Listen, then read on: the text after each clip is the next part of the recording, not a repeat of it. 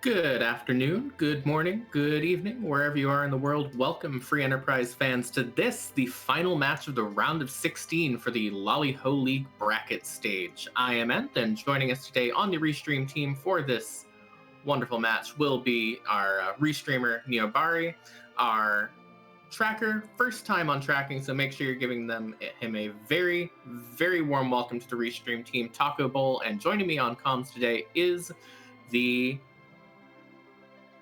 button eater extraordinaire himself, Possum Morpheus. Possum, how are you doing today? I am doing very well. Thank you so much for that kind introduction. I will try to live up to your standard of comms and take things to the nth degree. Well, I was not prepared for puns already, honestly. Got him! Yeah. Getting me early on with these too. This is, of course, game number 3 of this match between penguin8r and profcory. Very good matches in this matchup. I was lucky enough to be able to commentate on the first one already, and we had two runners go in completely different directions, and in the end only 2.5 minutes apart. So no matter what, I know these are two very evenly matched runners, and I am very excited for today. And Possum, what do you think of this start here with the Sid and the two objectives we've got today? I love me a Sid start. Even without the Dwarf kit, which is gone from the Swiss rounds, the Sid starter is so flexible. Can use hammers, can use bows and arrows, can use axes. Just such a wide variety of things he can use. Makes the perfect companion character to almost any other starter. Objective 4 in particular is just wonderful to see. Get Rosa. That means you are guaranteed somewhere in the seed to have the preeminent white mage in Free Enterprise. No disrespect, well, maybe a little disrespect meant to Porum and Tella, etc., but Rosa just does it better. Her stat growth, her health growth, her ability to learn the top tier white mage spells earlier just make her such a phenomenal white mage. The last objective there, though, as you alluded to, defeat Kainatsu. Now, depending where that Kainatsu is, that could be a real pain for our runners. But two runners as good as penguin8r and profcory, I don't think too much will stand in their way, even a nasty Kainatsu. Yeah, I have to agree, and we'll see where it ends up. Moon Kainatsu is always a great test of a runner's skill, but a Yang here at the start as well, and a Sand Ruby for a free third character, plus a pretty slim but sort of average amount of gold here at the start. I'm less interested in the gold that we started with and more interested in the fact that we start with a poison axe for that Sid. Put that Sid in the middle, give him the poison axe, and he will go bananas on this early game. That is the perfect setup to make this seed go fast early on. That Sand Ruby is nice, that poison axe is nicer in my opinion. Yeah, I have to agree, and just even without that, it's not like a Sid start is going to have the hardest time with some of these early places where you would go anyways. So on top of that, it's just, you don't have to worry about later after this opening blitz. And I think that's what's really important with that poison axe, because so much of what I've seen in these bracket flags is people kind of struggling after that early bit because they just can't find anything. And I gotta think that even just the psychological advantage of knowing that you're not gonna have to hunt for it and finding a Thunderclaw there probably gonna help quite a bit. And finding what I believe to be a white mage here in Porum, that is a welcome sight to see for the runners. It's not Rosa, but an early source of Berserk, an early source of exit. Porum loses viability very quickly, but early on, she's actually extremely functional. Definitely a character that would be on the chopping block in the mid game, but for right now, that Sid Porum start is incredibly strong. Yeah, and this is also good insurance in case that Rosa that we know is in the seed from the objective is just like buried behind a giant or buried in some rabbit hole that we're never going to end up going to. So we now have that full guarantee that you'll have that source of Berserk, plus even the source of Blink if you're having some other early issues. Absolutely. And we do see Prof. Corey peeking that Kaipo armor shop. Penguinator did not peek that shop. This is a particularly big deal because there was a cursed ring in that shop. That is huge information for Prof. Corey. Yeah, I mean, you're not gonna invest in that curse string early when you only have 38,000 and be eating up basically two-thirds of your income. But if we don't find one in a treasure chest, just knowing that's there, plus the Sid start, pop that curse string on Sid, and your agility is pretty much set for the rest of the game. Absolutely. And also to go with this Sid, not only do we have that poison axe for good single target, but now an earth hammer is found. Earth hammer, one of the nicest uses of it is to use as an item, and it will cast a very small quake, dealing about 200 damage to all enemies. But when you don't have a black mage, that's basically perfect. It's all you could ask for is, a little bit of help for an early gauntlet, maybe a little grind on men ordeals. It's fantastic pickup for both our runners. But hey, if you wanted agility manipulation gear on the back of Watery Pass, which Penguin8r went to and Prof. Corey did not, there was a Dwarf Axe sitting there too. So even without that curse string, he's still going to have a way of manipulating that Sid's agility later on in the seed, even if it's not quite as much. Yeah, definitely true. Sid's going to be able to hit things. Sid is not going to take a ton of damage. His agility will not grow a lot. But speaking of someone who will hit a lot of things, that's a Quake kid. So we have Baby Quake for Sid, and we have Big Quake for the Quack kid. Yep, the one Quake until you get the other one online is very, very useful. And even beyond that, just on top of the Earth Axe too, if they run into, say, an early gauntlet or something like that, you can always just have those twins spamming twin casts like that right there and just knocking out Pale Dim in one hit with that 1430. Yeah, and that was heads up by Penguinator. He has that Palom in a priority slot over Porum, which means that it will be using Palom's abilities for magic instead of using Porum's and do significantly more.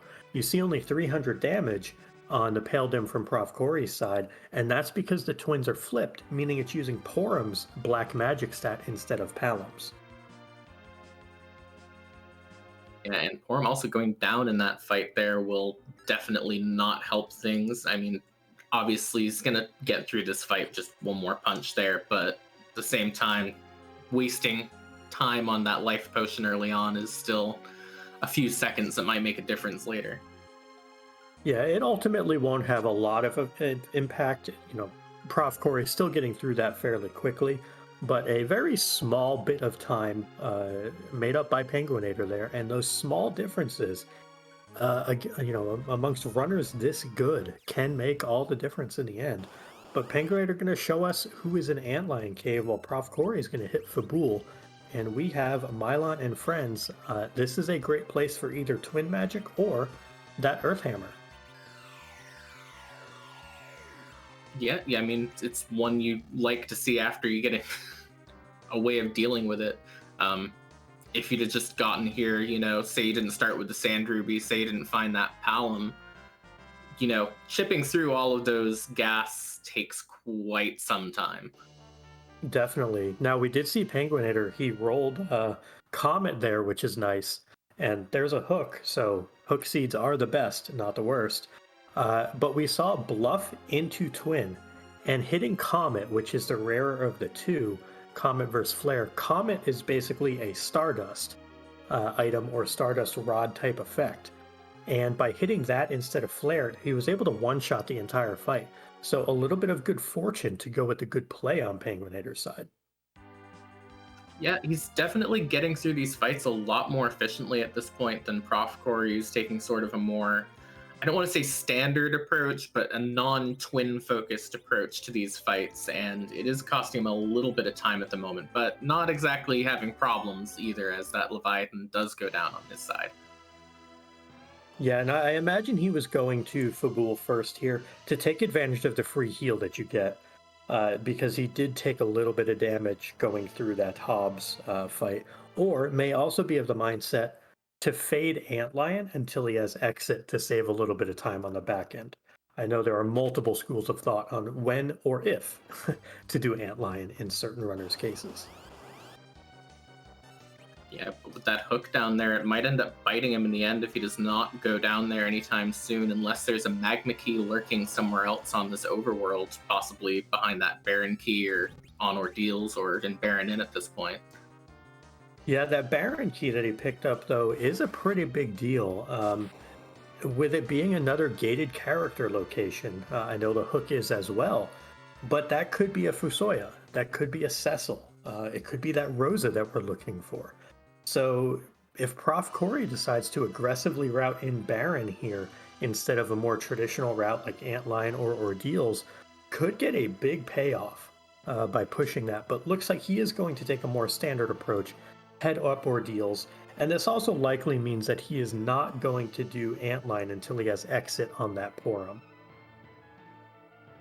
Yeah, and that'll definitely make up a tiny bit of time here. And really, if you're not going to necessarily go down the hook route anytime early on when you can at least get a little bit rolling first. So it's not really going to punish him any to not go to that Antlion cave right away. Yeah, definitely true. Especially given how many rude bosses can be on the hook route. There's one in particular that I can think of who may or may not be objective number 5. That Kainatsu hook routes. I love them. Most people hate them. I, for one, am very much on the please don't put Kainatsu on my hook route side, but I am very much on the put Kainatsu on the hook route of any seed that I'm watching side, so I am hoping for that today. Definitely. And there's a huge piece of random loot in Silvera. Penguin8r stumbles across a curse ring laying in the grass. So that advantage that Prof. Corey potentially had by checking the Kaipo armor shop is gone, and the chance of having Kainatsu on the hook route is also gone.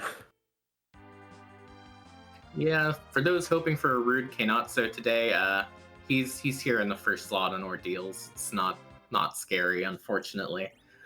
But going back to that curse ring for a moment, another thing on that too is if Prof. Corey does not go to Silvera, does not check those grass spots and like that, does not find that curse ring, and ends up going back and buying one, in some ways that is a 25,000 GP advantage for Penguin8r too. So it's sort of swung back the other way now at this point. Definitely true. And with that being said, one of the flags for the brackets instead of the Swiss is S sell 0. And what that means is everything sells for 0. The only gold you get is what you start with in the money kit and what you get from fighting bosses or random encounters.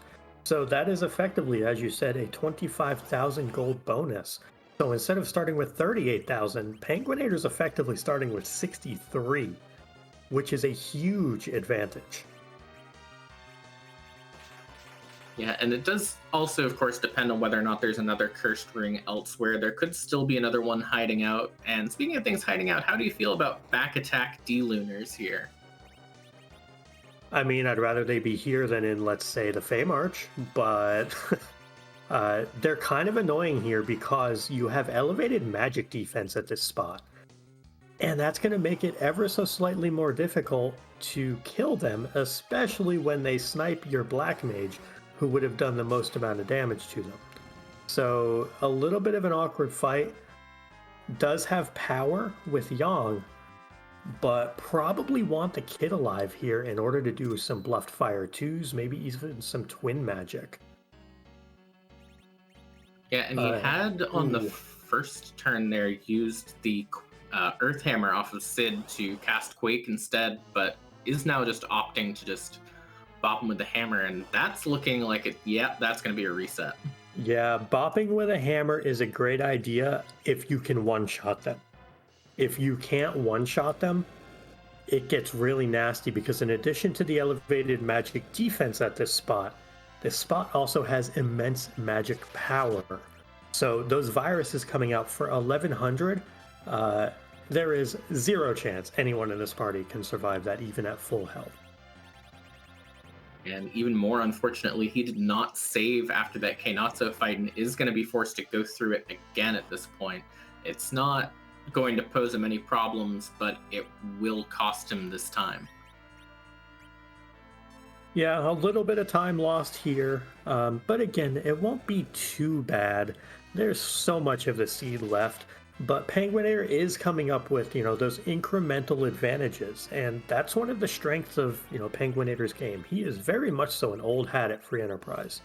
One of those types of runners that just isn't going to make mistakes, even though he might not do the flashy things. He's going to be able to get through everything with such amazing efficiency that he's very tough to beat if you start bleeding time.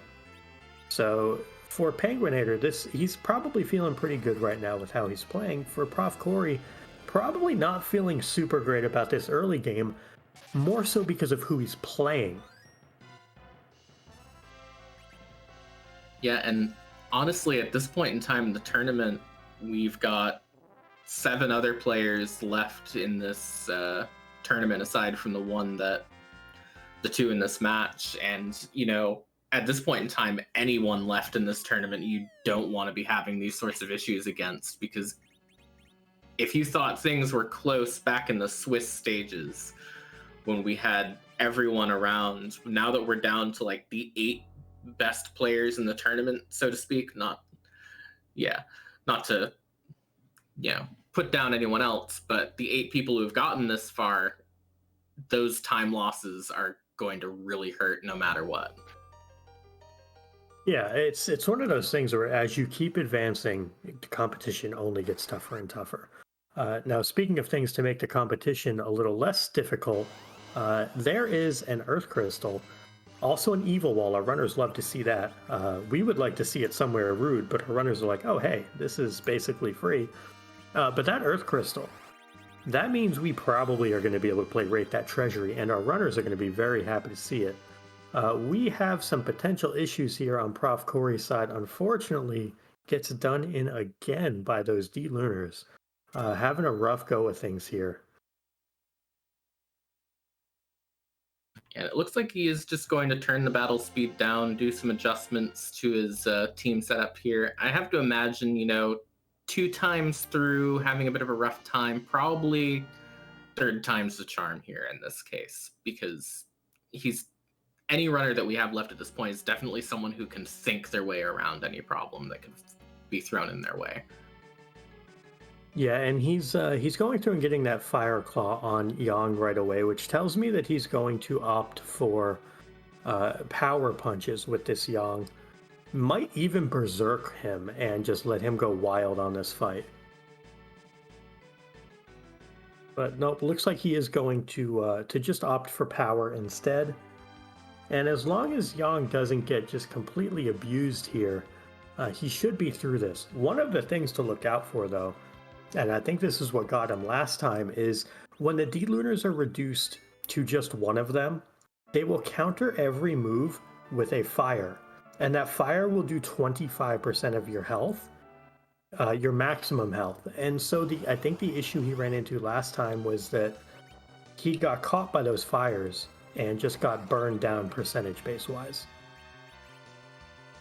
Yeah, definitely, but is down to this 1 D-Lunar now, and is looking like he's going to be able to get through this fight. Meanwhile, over on penguin8r's side, he's fighting an Elements and now a D-Mist hiding behind this Edward here in Baron Inn.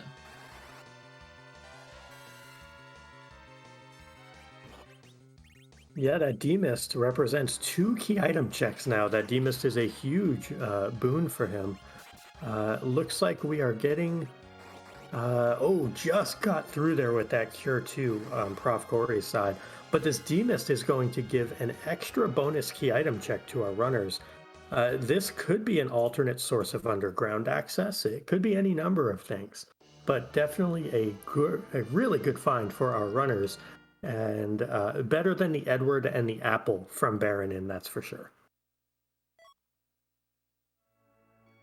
Yep, that will be one potential spot out of the pool at least, but we still have that Baron Castle to try and get around the need to go down the hook route, as well as mentioned, that D-Mist. So still plenty of options on the table if either of our runners do not want to go down that hook route anytime soon. Also, having that Earth Crystal on Tower of Zot's going to be pretty tempting with that Roses still out there at large.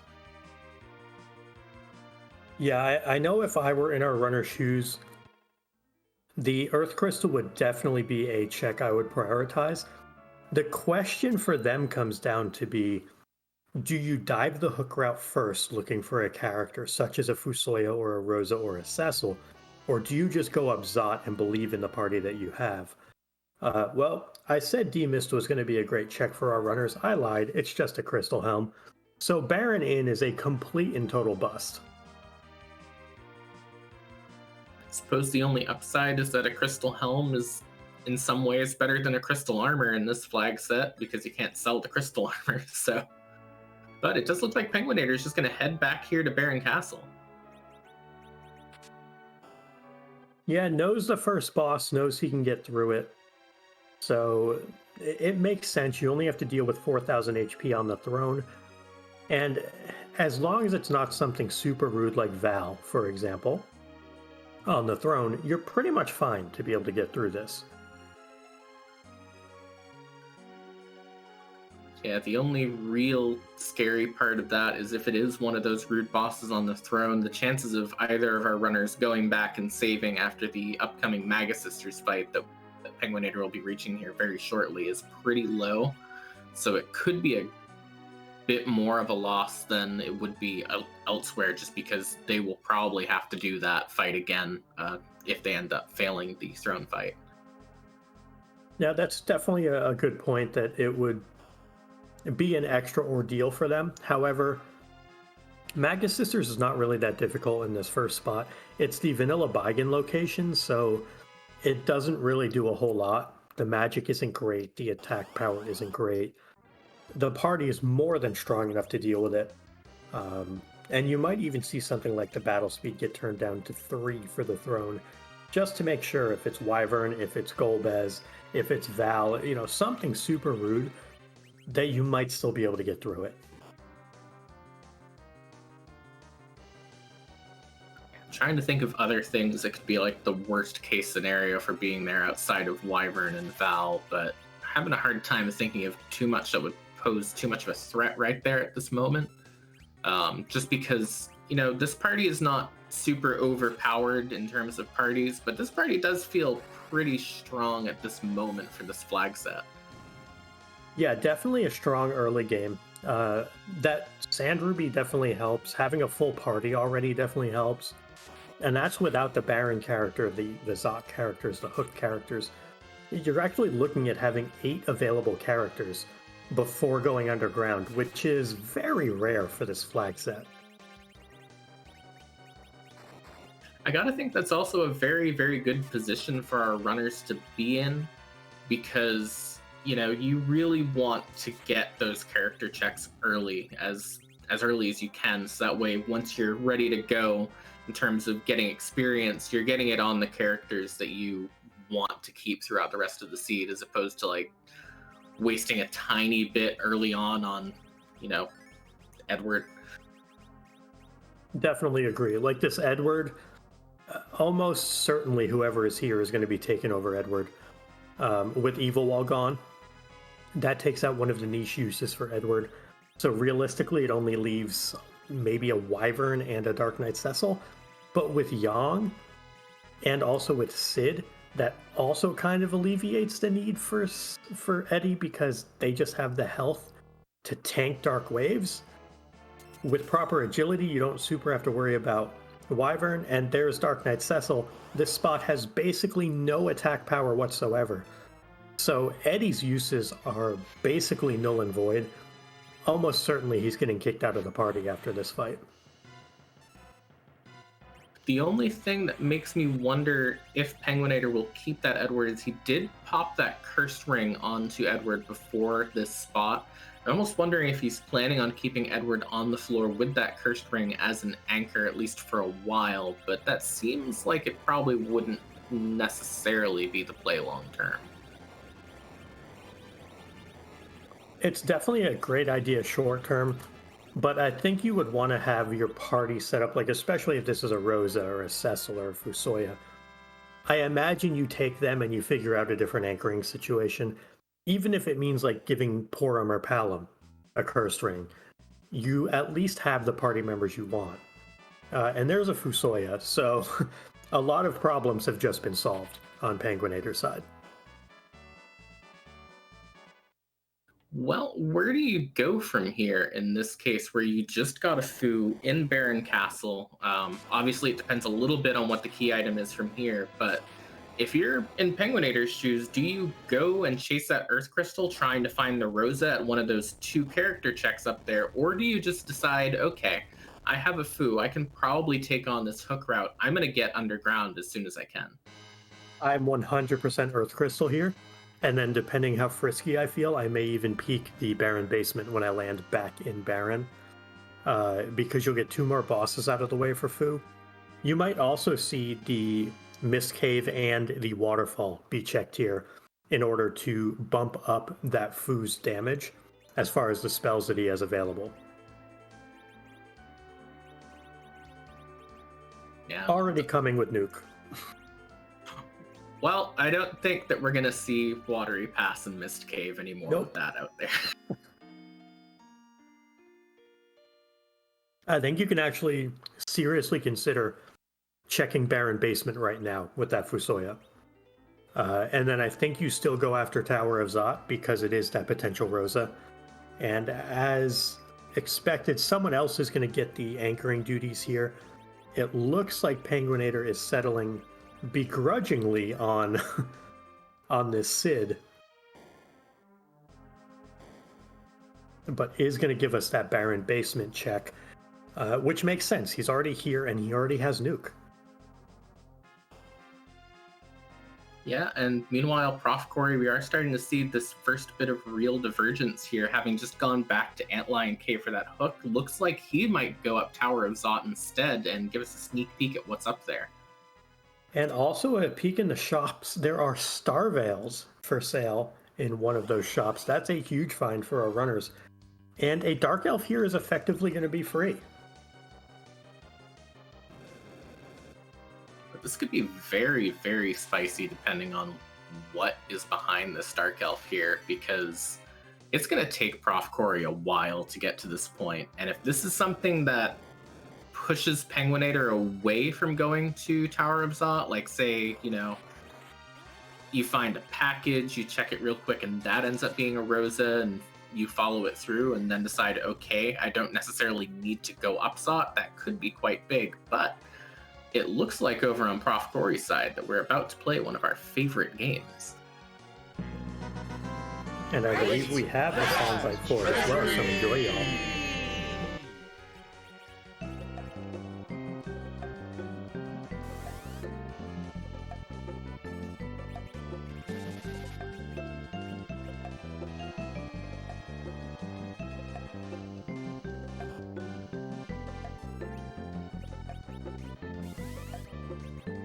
It's not the best treasury, but it is an interesting treasury. There's another Murasame in there, 2 silk webs, a couple of poison claws.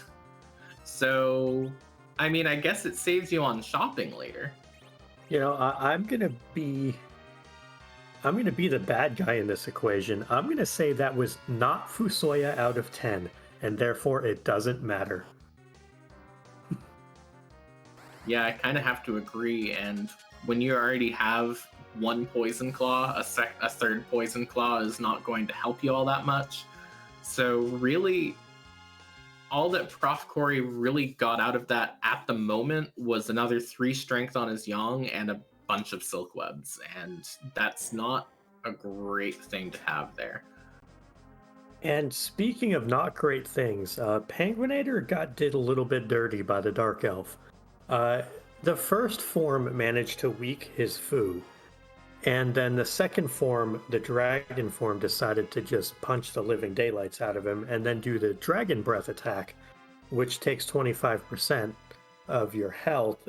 So that was pretty unfortunate for Penguin8r to eat that 1 in 5 on the week, which really set him up poorly for the second form.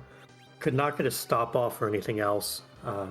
Going back in, gonna cast white here on the first form to get the instant transformation, and hope that he can have some better luck there, and just not get what we call in the community bored AI'd.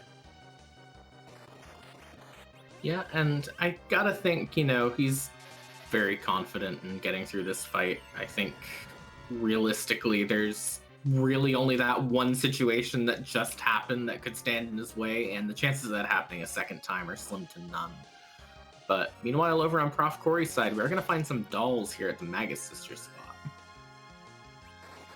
Yeah, this is not too bad a fight. It's a little awkward though because he doesn't have Quake on the kid yet. So this might be one of those where the party is set up better for single target. You may actually want to force the big doll out here because of the party composition.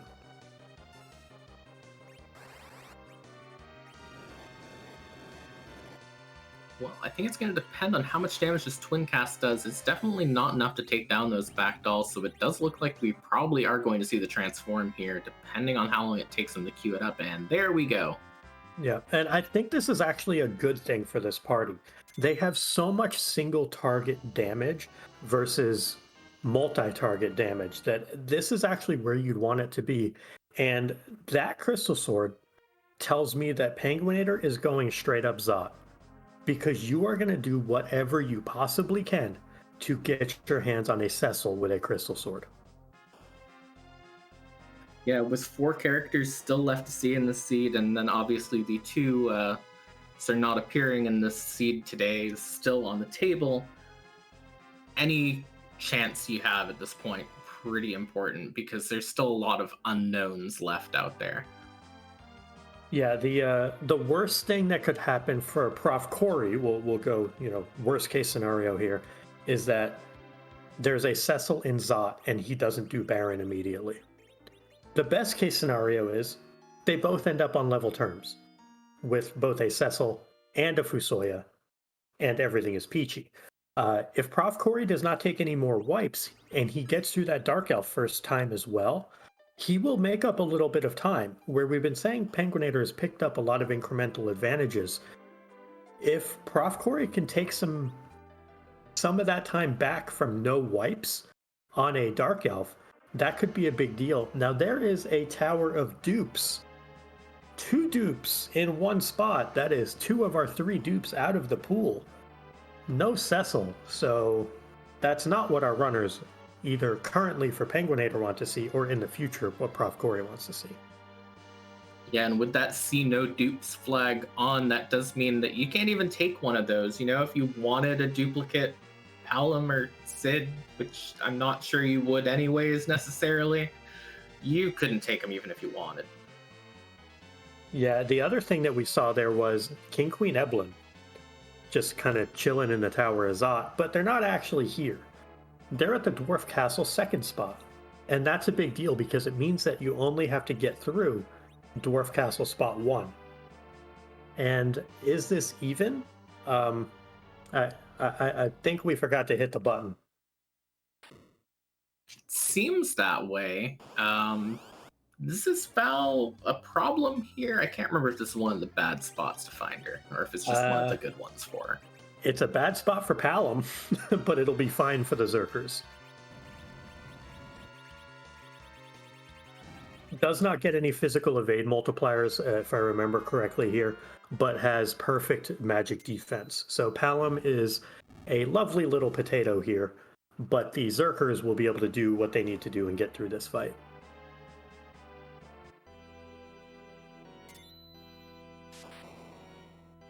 Yeah, and I gotta think, really at this point in time, depending on the key item here, that's... Once you get through this fight, are you in any way more tempted to go down that hook route if you're on Prof. Corey's side? That is the big question, because if for some reason he's tempted by that hook route more than by Baron, that could end up being a very, very large advantage for Penguin8r just from the sheer force of Fu alone. I think the only chance that Prof. Corey does the hook route immediately is if he gets something like the Pan, maybe the Tower Key, something that would highly incentivize him to go underground and try to force that immediately. If it's anything else, I don't really think you make that play. I think you have to take out Baron. You've committed to not checking the hook character already at this point, so I think you continue down that path. Yeah, and with only 5 character checks left in the seed, and knowing that you're mostly going to need key items from here on out, it does seem like going after that 2-for-1, even though we know that Baron does not actually pay anything, might be a bit more tempting in that case. Yeah, and from Prof. Corey's eyes and his perspective, Baron Castle is actually a 3-for-1. It's 2-for-1 on key items, but also that Rosa could be there. So it's really a triple check for him, all of which are good things for him to potentially find. But there is a pan, so that is one of those things that could drive him underground immediately. I think he still does Baron, but I wouldn't fault the choice to go underground and chase that pan immediately. Well, he has popped a save outside here, so it does look like he is just going to dive straight down into Baron Castle, continue clearing this overworld, and based off of that, we know now that the only path forward from here is that hook route. And because of that, we know that Penguin8r has taken a little bit of a lead here, because profcory still has this entire Baron sequence to get through, and Penguin8r only has to get through this Val fight. Yeah, and the big difference is Penguin8r has had Fu for a little bit longer as well. So he's been able to get through these fights a little faster. Wasn't super able to leverage anything with Fu against Val because, well, perfect magic defense. But was able to help with that first fight and was able to get through, the rest of Baron fairly easily. So yeah, Penguin8r is definitely ahead, but it's not a huge amount that he's ahead. And as Neobari is pointing out in chat here, it's one of those things where it's good routing on profcory's side, but this is just one of those ones where getting that Fu earlier has just paid off on Penguin8r's side. So it's one of those things where they both made good choices, but only one of them made the right choice for this seed. Yeah, and that's a fantastic way to put it. I know that there's the less eloquent way, which is rando gonna rando, but saying they both made correct choices, but only one was the right one for the seed is very well put.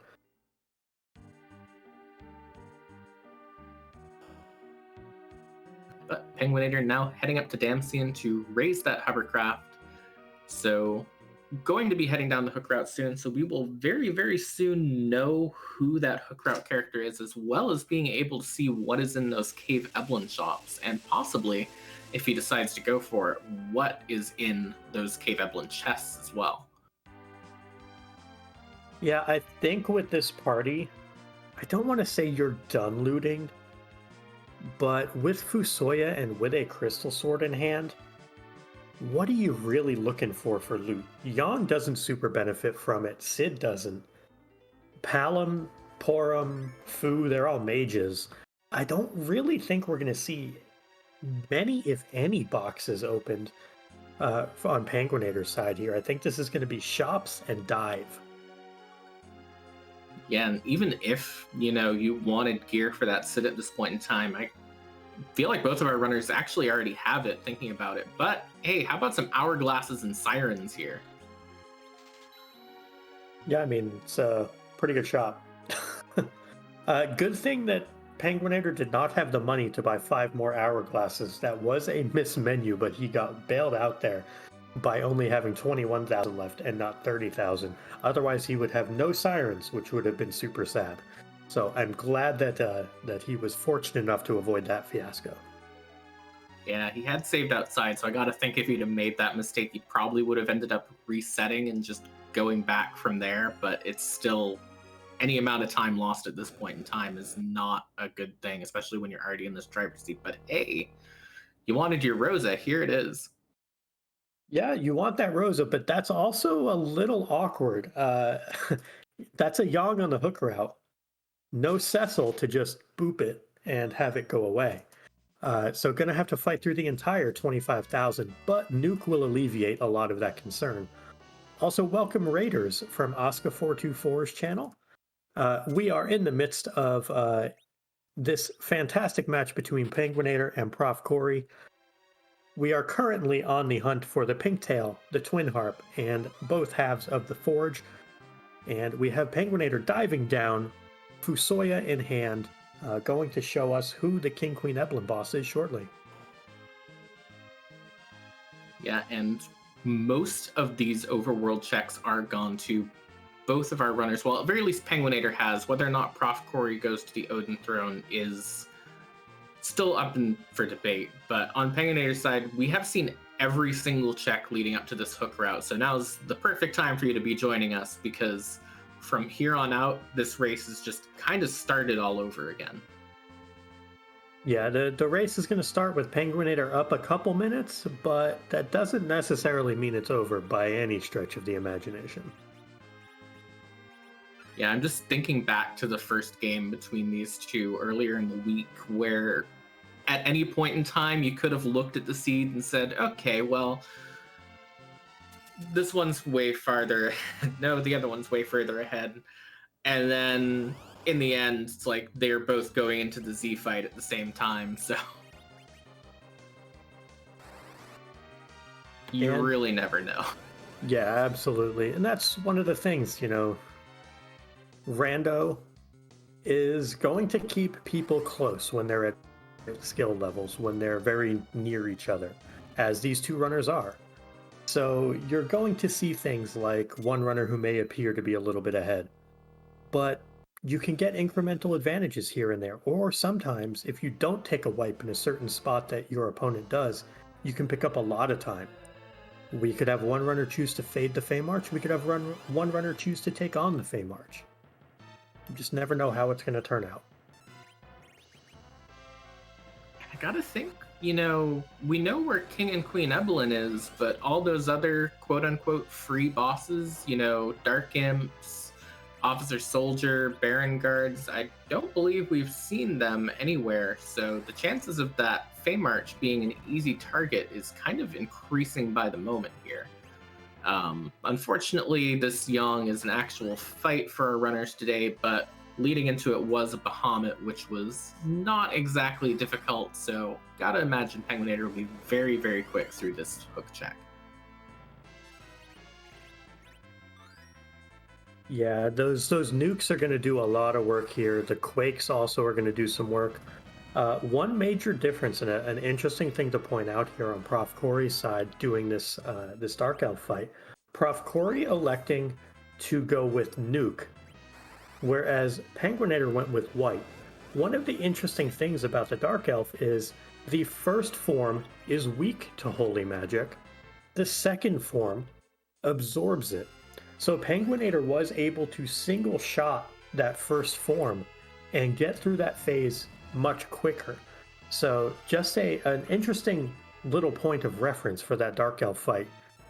It's really quirky on its different absorptions and resistances. Yeah, the only real benefit to profcory's side here is, even though this fight will be a bit slower, Penguin8r did take a wipe to this fight the first time through due to what we can only really describe as a series of unfortunate events. So because of that, he is going to make up a little bit of time here. You can't hear it, but I'm clapping for you. I realized I could turn that into a pun midway through the sentence and had to pause to make sure I got that in there. So thank you for appreciating it. Looks like Rosa has fallen down somewhere in the neighborhood of all of the times in this fight. This is actually getting a little sketchy on Penguin8r's side. This Quake pretty much has to do it, or this fight might be over for him, and it is over. The Quake did it. I'm gonna say better lucky than good, but it also helps when you're pretty dang good at this. So Penguin8r through by the skin of his teeth. I gotta wonder if trying to keep Rosa up there was almost a bit of a lost cause too, because realistically, Rosa spent a lot of time on the ground in that fight. And I wonder if profcory ends up saying, okay, Rosa's not going to make it through this fight. I'm just going to leave her on the ground and keep going from there. If that will give him another bit of an opportunity to gain some time. I did not quite catch what that top of tower sprite was. That's 50% chance happiness and 50% chance sadness. That was a blue robe.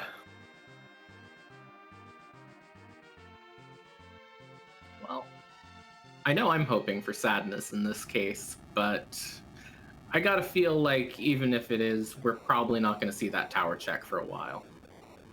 Yeah, until the runners find the tower key, they are less incentivized to go after a blue robe, with it being a 50-50 shot at either a water hag or a gauntlet.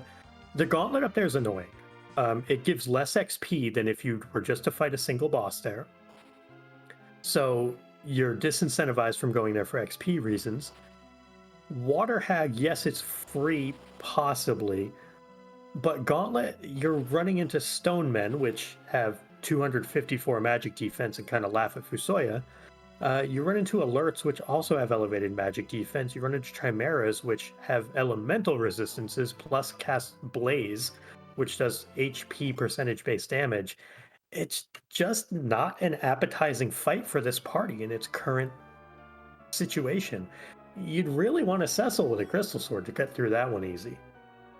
Yeah, and even on top of that, too, aside from how difficult that gauntlet will be, if you know that that second fight in Dwarf Castle is King and Queen Eblin, that's even more incentive to just not bother with Keyless Tower until it's the last possible option, because that's only going to be one fight and then it's over, even if you have to sit through a little while on that King Queen Eblin fight. Yeah, definitely agree with that. You want to take anything free you can get, and King Queen Evelyn is exactly that. We did see the Panbonk from Penguin8r, a Dragoon helmet, which, would have helped Yang prevent himself from getting bopped on the head, but hey, here we go. And a question from chat. 254 isn't perfect magic defense, that's correct. Spells and summons that are viable, Bahamut, Nuke, Meteo, Leviathan, Odin, anything that has super high magic power as a base. Other than that, not really going to be many things that get through it outside of like a quad bluffed Quake from Palom. Also, if you wanted to get underground, there's your Magma Key in the Feymarch. That's a nice troll. I mean, it makes sense. That way, if they want to go back up there, then, they have a way of getting back down. But hey, it looks like that Water Hag is at the top of the tower, because there's an Asura spot gauntlet for you. Yeah, so with that Asura spot gauntlet, now you are a little more incentivized to do Keyless Tower, because it's a freebie, and you can always just reset out if it's nothing. The other half of Feymarch here, that's CPU at Leviathan.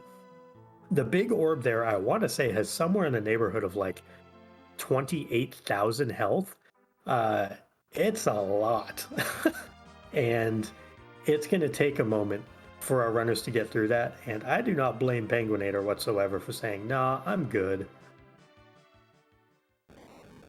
That is an interesting potential bit of divergence once profcory gets down there, though, is if he decides, okay, I can take this CPU fight, I might as well just go for it right now while I'm down here, because chances are I'm not going to feel like doing an alt gauntlet later, then there is a pretty good chance that if that pays off, he might take an advantage from it.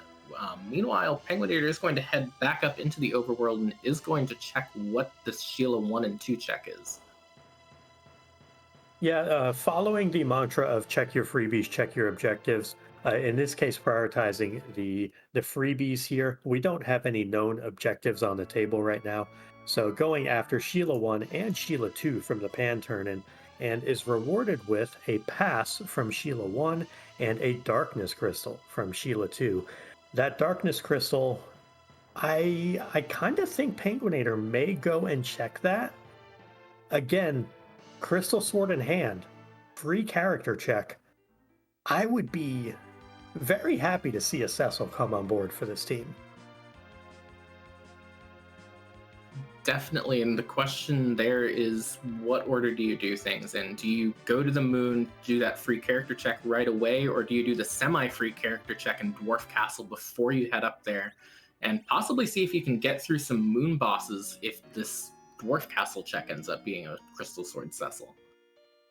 It's a very good question, and it looks like Penguinator's answer to that question is I will go to Dwarf. I'll take my character check and I will take my key item check, and I will deal with the moon when I need to.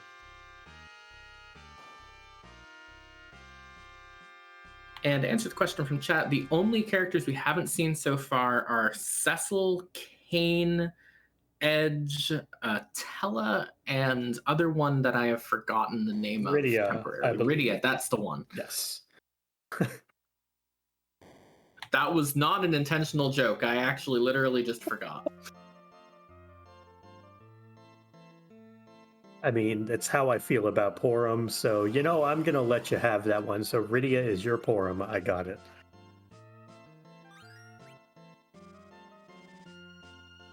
Now this is interesting here with this Asura. Looks like Penguinator is going to go for nuke strats here. You could just queue up a Meteo, set the controller down, and Meteo will one-shot Asura here. And it's only a half meme at that point.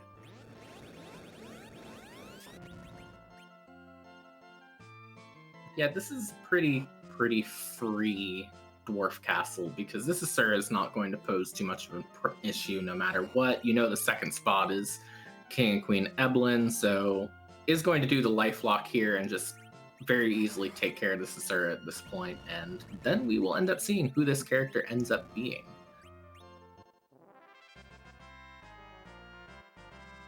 Yeah, and is through Asura. Meanwhile, profcory is through Yang. So a couple minutes difference between our runners.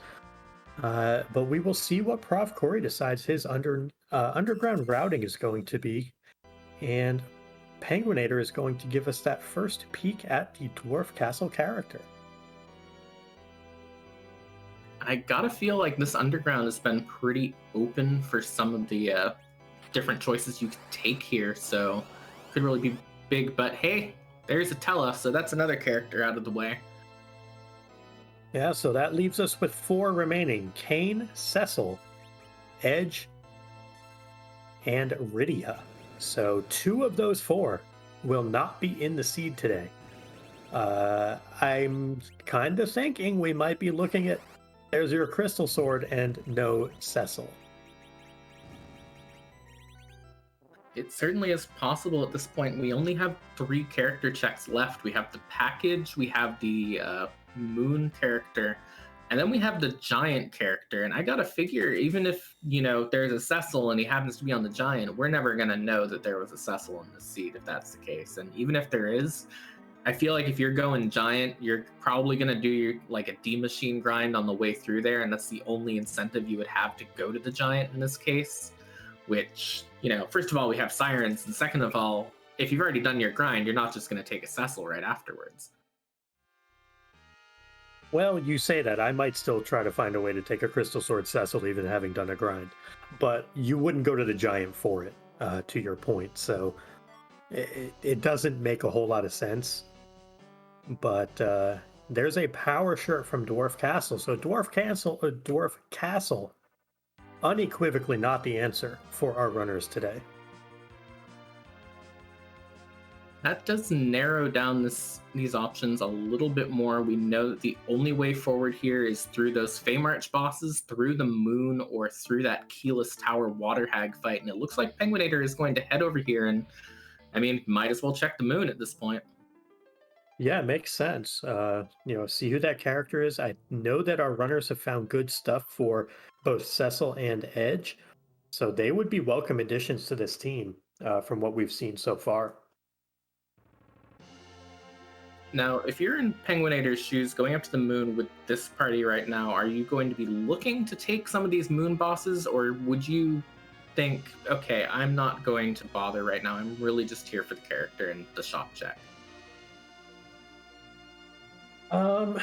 Let's see what's left. You have the Feymarch left, and that's it for Penguinator, right? Or he has the Water Hag left. I think he might consider moon bosses, especially with the Fusoya. Yeah, that was my thought as well.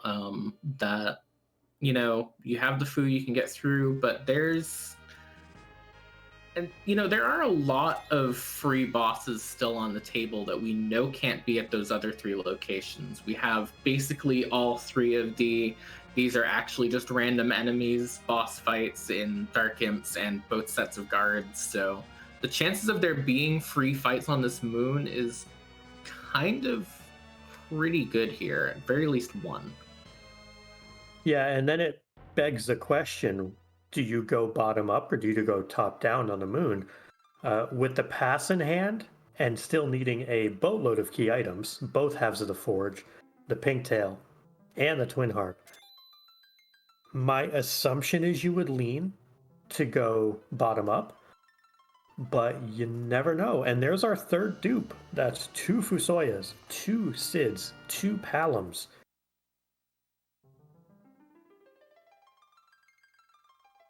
That is very interesting because that means that the package is the only place left to find a use for that crystal sword that is likely for our runners to check, because the other option is that giant, which, if you have not seen this tournament and you have watched, say, 3MS Zone or any of our previous tournaments, this does have one of our new flags on, which is the vanilla giant flag. And what that does is the second you go into the giant, you are stuck in the giant. You have to actually complete it. So if you're new to the Lali-Ho League streams, first of all, welcome. Second of all, you're probably not going to see the giant because of that. Yeah, definitely welcome to anyone who has not seen what is going on with these flags and these races so far. They are a ton of fun. The flag set, in my opinion, is one of, if not the best, that's been put together for a tournament already. Just been fantastic, both as a participant and as a runner. Excuse me, a participant and a runner, a participant and a commentator to enjoy everything going on with these. The flags have been fantastic. Now, to the point that you made a little while earlier, it does look like penguin8r is going to go for that bottom-up moon play in this case, and I gotta think that the only real argument at this point for that top-down would be either you're looking for something that you can use to just bail from the moon immediately, or you're looking to hit 10 key items before you hit these really high experience checks down here in like the ribbon room and like that. But it does look like he is just going to go down here and go for these, set up his agility real quick with Sid in the center with that dwarf axe, and we're going to start seeing what some of these moon bosses are. Yeah, and meanwhile, profcory making his way through Asura, and there is a Mylon Z. Mylon Z would be very weak, in fact, to Sid's Earth Hammer. So we will see if penguin8r opts to get that Earth Hammer on, or if he has a Fire Claw on that Yang. A couple different ways in which he can exploit some weaknesses here. Mylon Z also being flying, Rosa could do a number here. So lots of different tech that penguin8r can employ here with this party to take advantage of all of the different Mylon Z weaknesses. Yeah, the only unfortunate downside is this does mean that Palom is kind of the mascot of this team at the moment, because his best spell is Quake, which can't hit because Mylon Z, as you can tell from his sprite, is flying. And so he's going to be sort of reduced to throwing viruses, which is not bad, but not anywhere near his potential right now. Yeah, what is bad is the fact that Rosa keeps taking 2,200 damage to the dome every time Mylon decides to punch. That's not super exciting. And there is a mop down. This is getting ugly real fast for penguin8r. Might need to turn the battle speed down a little bit or do some grinding here in order to get some good headway. Yeah, I gotta think, you see a Mylon Z, you think this is not a difficult fight as long as I'm set up right and everything goes according to plan, which hasn't quite in this case. So I gotta think, if he does wipe to this fight, he'll probably just, like you said, lower the battle speed and then go from there. I don't think that he wants to do that grind until he hits 10 key items, because he's sitting at 7 right now. And if he can get just those 3 more, that would help quite a bit. Yeah, it definitely makes sense to try to get those 10. It's one of those things there where 180,000 XP, though, or excuse me, even 90,000 XP from a pair of gold dragons life glitched. It might even get like Palom to fire 3 here, which would be huge for this team as far as a major source of damage for this Mylon Z in particular. Then you take the extra 100,000 you get here, and it kind of snowballs a little bit for this team. Yang is basically just add levels and he becomes super strong. It would help get Rosa to cure 3, maybe even cure 4. But going to try to see if he can get through this with just Rosa, Yang, and a Dream here. But Mylon Z is having other feelings. There's the reset, and we'll see how penguin8r chooses to adjust to this fight. And he spent a lot of time in that fight too before that wipe, so that does hurt quite a bit. Meanwhile, profcory has gotten through that dwarf castle check, picked up his power shard. I'm going to be interested in seeing if he decides that, maybe I'll take that CPU, because I almost feel at this point with the wipes to the D-Lunars earlier and like that, he might be feeling a bit behind. And speaking of things that might put you a bit behind, hey, there's a Golbez of the White Spear altar over on penguin8r's side. That actually is one of the nicest places in the game to find Golbez. There's a very odd quirk in the status system, or the application of different magic attacks in this game, where for whatever reason, the Shadow Dragon gets like 90 magic attacks. Golbez only gets 4. Golbez's spells do no damage at this spot whatsoever. So you don't actually even need to Piggy or Size here. You don't need to Starveil in this fight whatsoever. It's one of the really odd quirks of the randomizer is how the magic stack gets split at this exact location for this exact boss. Something that I learned very recently from the Great Invenerable about how the magic is split here. So this would be a great situation normally to do this, to prevent Golbez's hold. But in this situation, it actually is going to prevent penguin8r from doing things like berserking Yang, berserking Sid. It just makes it a little more awkward because the Starveils are just not necessary. Yeah, and it does look like Sid and Rose are going to survive, but I do want to point out real quick over on profcory's side, he moved that curse ring over to the Sid, and he is taking on this gauntlet down here in the Fey March. Yeah, behold the power of nuke. You can nuke the Conjurers before they can even get an attack off, and you can get through the first 3. You're gonna have to eventually fight some not gold dragons, but clappers down here, which are kind of like gold dragon light. But it's one of those things where he could definitely get a splashy item here, a twin harp, a pinktail, and this could put him back on level terms, maybe even ahead. I gotta think too, if he is taking this gauntlet right now, there's probably a pretty high likelihood that he might take the CPU fight as well, just so he never has to come down to this Fey March again.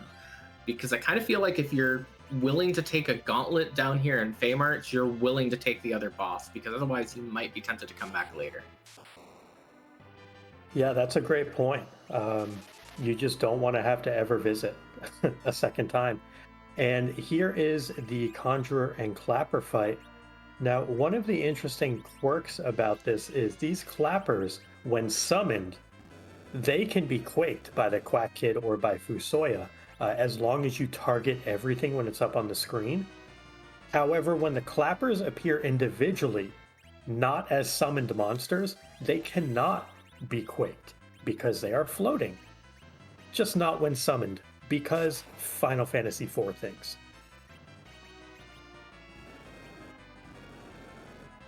That is very, very, very odd.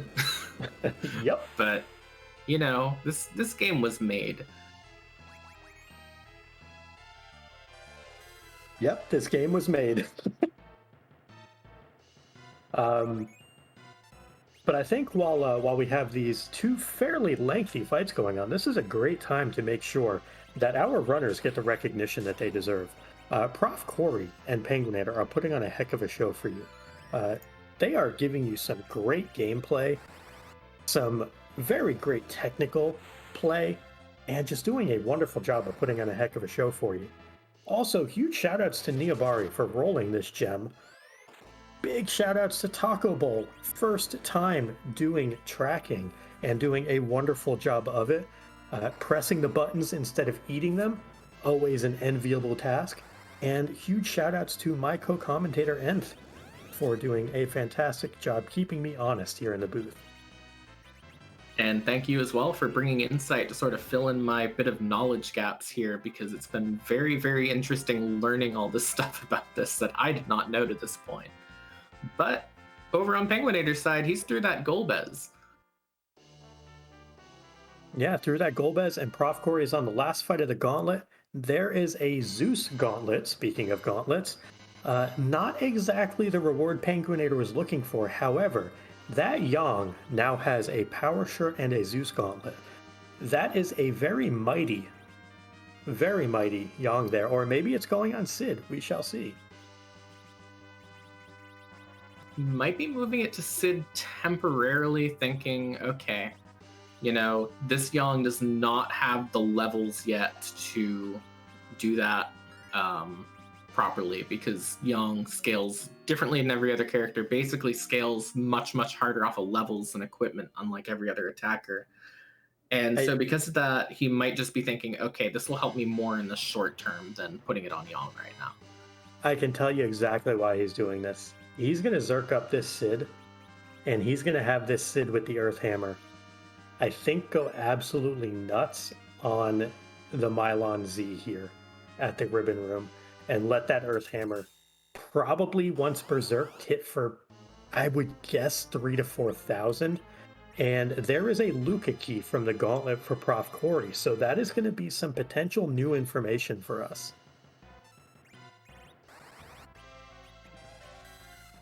Yeah, I'll be interested in seeing if he's going to go just take the CPU fight. I kind of expect he will at this point, but this is going to lead him on a very different path, because I kind of feel like if you're committed to going down Feymarch at this point in time, you're pretty committed to whatever you get from it. He'll likely end up chasing that Luca key right after. Yeah, it definitely makes sense, and we do see that Sid going wild. Only doing about 2,800, but that's still a lot of damage. There is 42,000 health here worth of Mylon Z. But here we go. penguin8r definitely set up far better to take it on this time. And profcory saying no to CPU. I'll be back, maybe, never, we'll see. And going to chase that time investment in the gauntlet. I gotta think in this case, profcory is probably thinking, my opponent has not done an alt gauntlet at Asura, because no one does alt gauntlet at Asura if they can avoid it. So might just be thinking, okay, this is a really good chance for me to gain an advantage, because he's had a little bit of a rough time early on in the seed, and so this could swing it a bit more back in his favor. Yeah, the alt gauntlet at Asura, it's one of those things that we've been given the right stuff to make it work. The rune axe from the treasury plus that Sid might have been able to one-shot the conjurers before they were able to get an attack off, because they are weak to mage mashing gear. So I think it's possible that multiple runners would attempt that, but it's, again, a really niche use type thing that you might not even consider doing. So I think, to your point, profcory probably figuring it's not been done because of the time investment. So chase what he's done, go to town on it, and we'll see what penguin8r gets from his time investment on Mylon Z.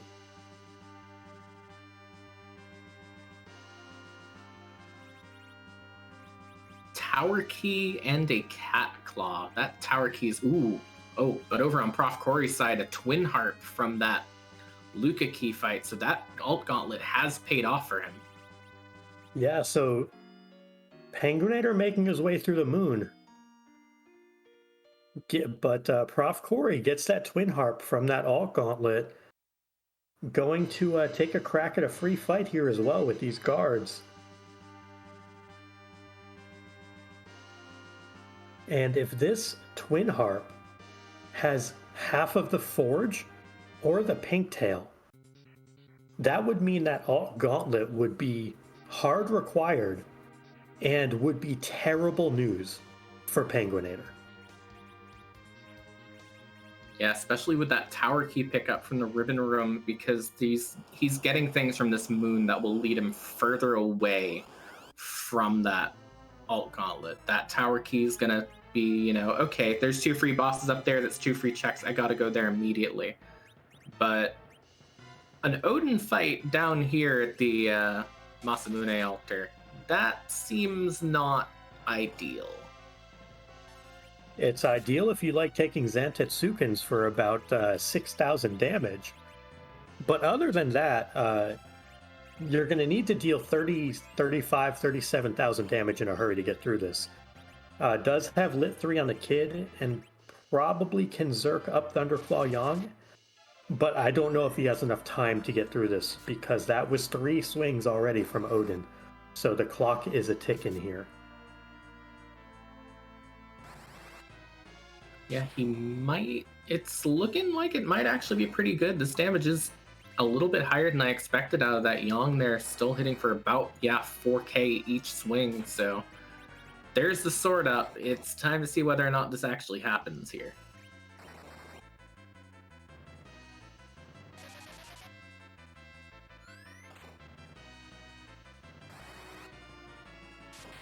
And it looks like this Lit 3 from Fu should do it. There it is, and Odin down, so does get through it. No Zantetsuken's today, and let's see what Penguin8r is going to get from this Odin fight, and it looks like that reward is a spoon. So the good news there is that's a 10th key item. Oh no, excuse me, that's only 9 still. So he's going to keep it and walk it, but off to the Crystal Sword altar. Meanwhile, profcory heading down into Cave Magnus. We are going to get some tunes soon. Yep, for those of you who have not watched this Erase the Free Enterprise before, one of the things that we randomize in this game is the harp tune that gets played by Edward down here at the bottom of Cave Magnus.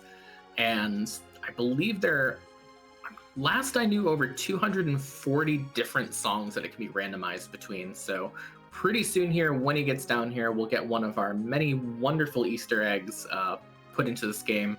Shout outs to Calamity, who's done most of the work on the music here. Shout outs to Xenocat, who I've seen in chat as well. They've contributed a few tracks too. So we're about to see what that ends up being, though. Yeah, Calamity, Xenocat, and of course Boardface all have done great work getting all of the tunes in. And Penguin8r showing us there's a Mom Bomb on the moon. This moon, frankly, would have been awful without Fusoya. I am very happy for our runners that they were able to find him, because boy howdy, this would have been ugly without him. And unfortunately, the reward's kind of making it look still a bit ugly unless we turn something up from these last couple of checks and cave value at this point. Moon's looking a little bit haunted right now. But it is time for that music, so we're going to go ahead and give you a minute to enjoy the wonderful tunes here.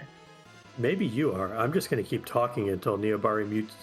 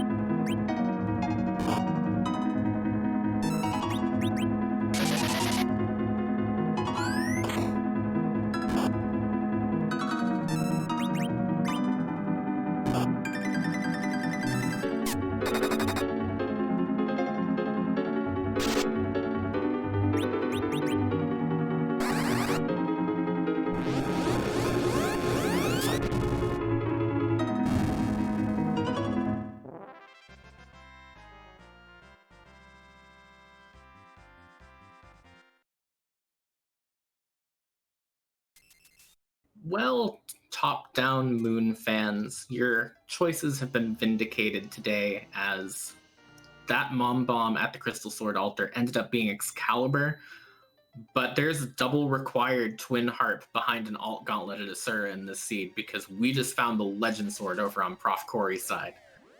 Yeah, I don't want to say this is good game to profcory because that would be calling it prematurely, but that was the absolute worst possible situation for Penguin8r to now find himself in. Uh, I know you eloquently put it before that runners make right choices and sometimes they just don't turn out to be correct for the seed. Man, Penguin8r's played extraordinarily well, but boy, this is grim because we know that that Twin Harp has to be done, which means that alt Gauntlet has to be done. And this just hurts for Penguin8r.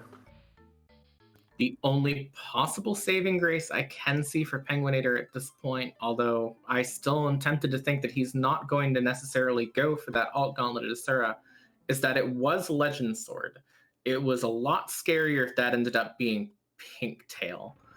But if this ends up being like the adamant behind this cannon room here, where he has the tower key, profcory does not, then that advantage is lessened quite a bit. profcory's still got quite a bit of runaround to do up on the moon, and I gotta think that he's going to go for those two bosses that Penguin8r did not go for if he stays up on the moon at this point. That's true. There is also a bit of an advantage for profcory in that he is at 10 key items going to this moon, so he can grind now. He can do a couple gold dragon fights or a couple warlocks, whatever he so chooses, get his party to Zeromus levels, to complete endgame levels, and then blow up the moon much more quickly than Penguin8r was able to. So a lot of that early time advantage that Penguin built up, and again, those incremental bonuses on time he picked up, they may bleed away very quickly if profcory is able to do a 10 key item grind and then go top down and it has value. So we shall see. Landing at Value Cave means one of two things here. He's either grinding, because this is where you can summon up gold dragons, or he is going to just go top down on moon bosses here. It is possible that he could do both at this point in time. He might have the resources to do a quick grind and then immediately go for the boss, although I think that most bosses you would still be tempted to just go out and save afterwards. But here we go for profcory's grind, and also here we go for seeing whether or not this tower can salvage things a little bit for Penguin8r, who's a little bit behind, and it is a pink tail at that water hag. Yeah, so if Penguin8r decides to stay earthbound and take on this gauntlet or take on Feymarch, that pink tail would represent potential go mode for him. So all is not lost as pink tail just sitting there, ready to be given to our runners. And imagine if this super cannon check ends up being the adamant. You would have the battle between Penguin8r doing the hard required tower and profcory doing the hard required alt gauntlet into a sealed cave dive. So this could actually still be a pretty huge moment for Penguin8r, depending on what this bottom of the tower item ends up being. Yeah, definitely a good shout on that. We do see the 180,000 XP coming out there, 9 levels on a lot of profcory's characters, getting Cure 4 on Rosa already. 2 or 3 of these gold dragon fights, and he is going to be ready to just turn this moon inside out.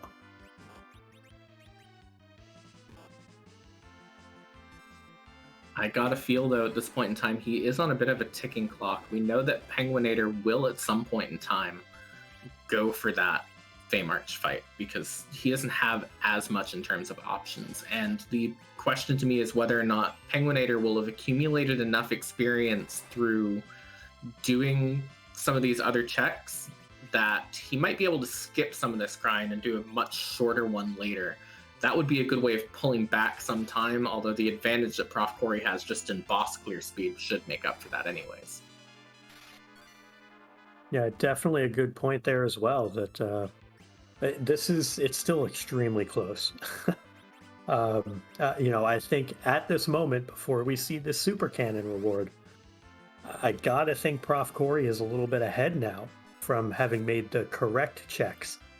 But there is an adamant rock from the tower, so your your call of which is going to be done first, the gauntlet or the tower key and the moon checks from Prof. Corey.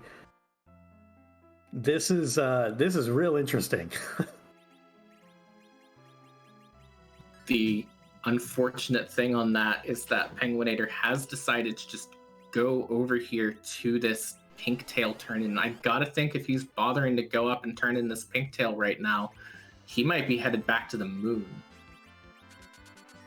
And it would make sense because he left 2 spots there. He also knows what the key item distribution is like on these flag sets, where you're more likely to see things like the Legend Sword, the Pink Tail, the Adamant Rock on the moon. Now, they can also be in summon spots, certainly. But CPU and Gauntlet are very intensive fights. CPU at Leviathan, Gauntlet at Asura, those are things you just don't want to do. So I don't fault him one bit for wanting to go do the rest of the moon.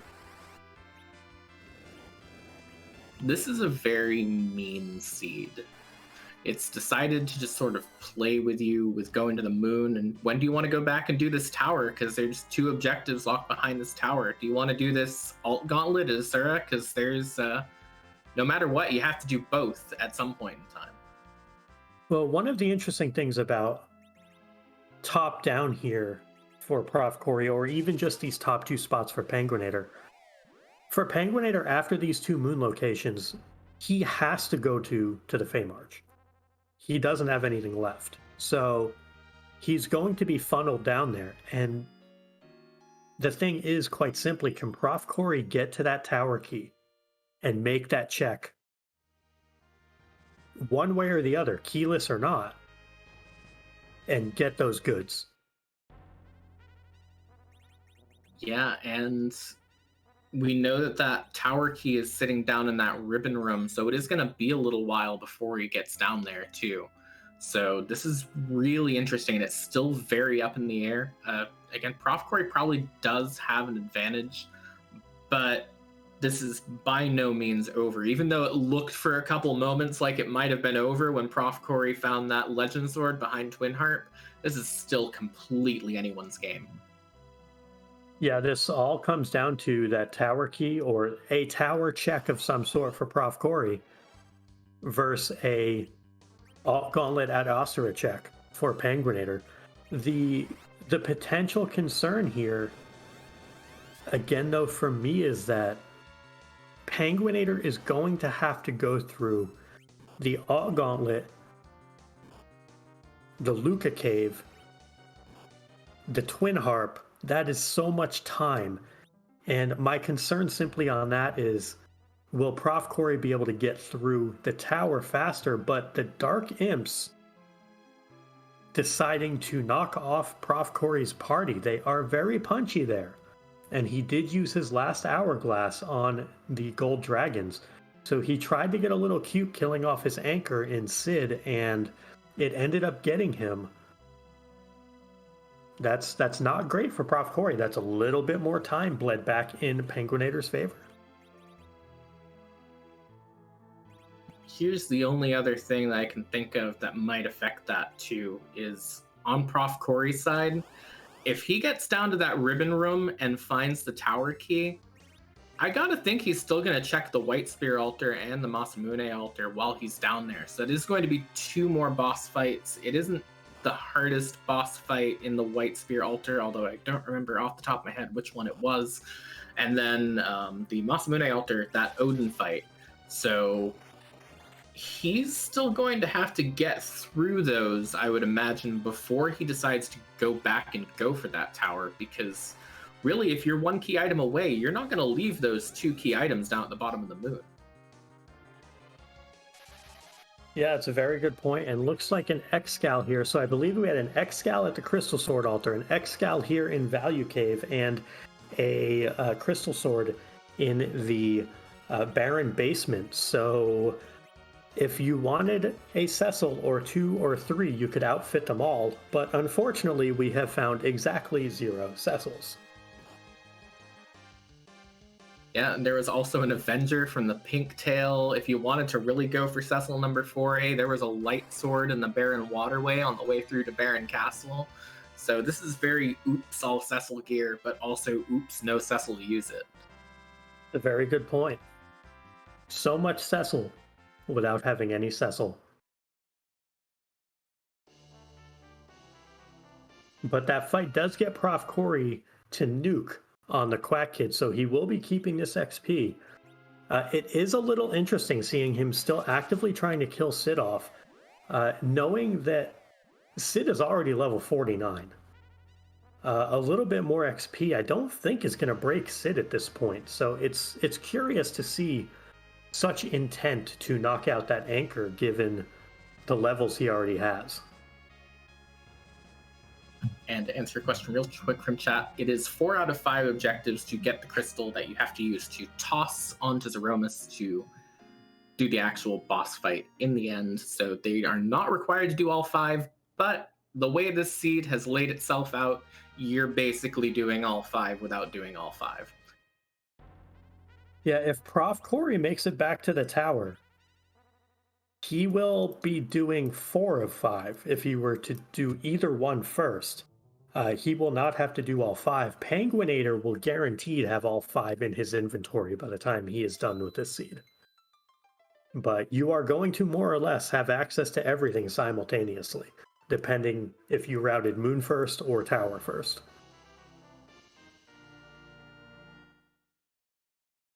And it is a plague here up at this pale dim altar, so that's a nice easy fight up there.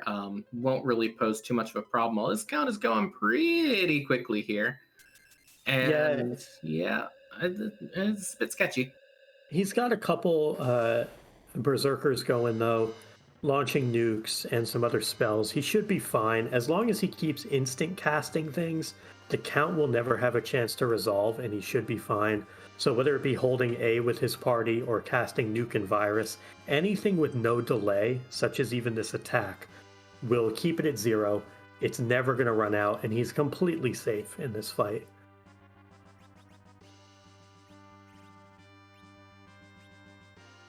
So we know that this can't really be anything too big. It is end up being a rat tail on Penguin8r's side over here, which profcory will be getting shortly on his own. And that is the moon completed for Penguin8r. And he's now realizing, oh, it's the Fey March. Yeah, now the interesting thing here though is that this rat tail represents a chain that profcory can chase. So with him opting to go top down here, there's a very real chance here that profcory save scums this rat tail, which actually is going to cost him more time in comparison, because Penguin8r's not going to have to save scum this rat tail. He's going to leave the moon anyway. He knows it has to be through Fey March. He's certainly going to check that rat tail for the Legend Sword or the Twin Harp, but it's not going to be a save scum situation. Yeah, and I gotta feel like even though Penguin8r looked a bit behind a couple moments ago, right now what it ends up coming down to is, does he do both fights in the Fey March or does he do one fight? Basically, does he go for that CPU? Because that is going to be the big time swing left on his end of things. We know that he needs to do the alt gauntlet. We know that he's almost certainly going to check that rat tail. So really, it comes down to that at this point.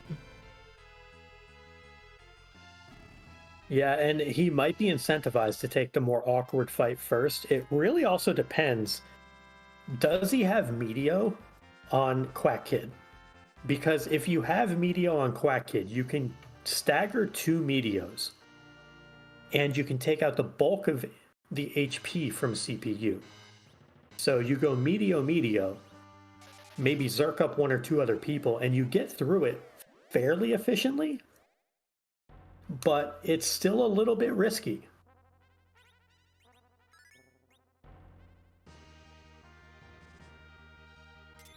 We do see that package over here on that rat tail.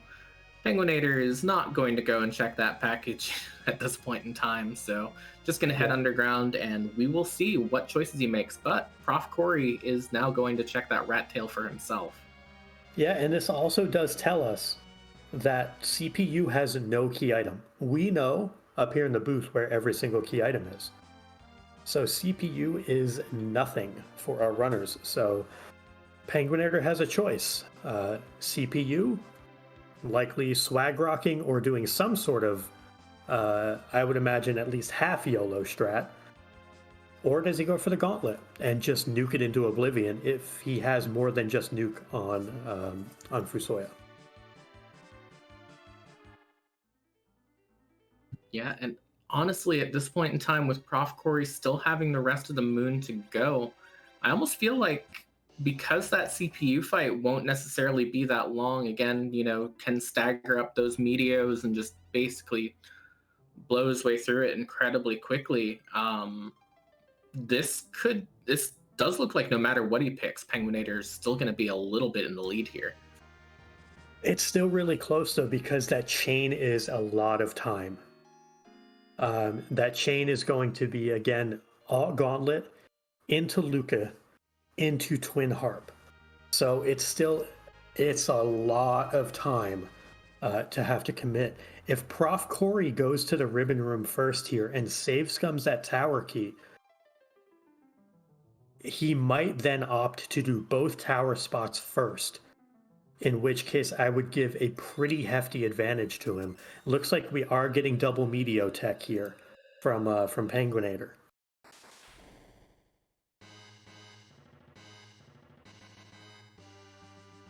Yes, we'll be getting the bad news very shortly that we know from our knowledge up here watching that this CPU is only going to give him something from the item pool.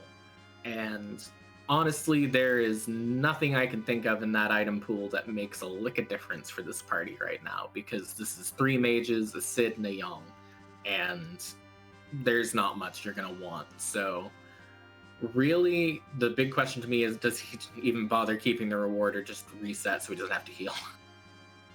If it's exactly a Stardust Rod, maybe he keeps it, or a Life Staff, or a White Shirt. I think those are probably the only 3 items.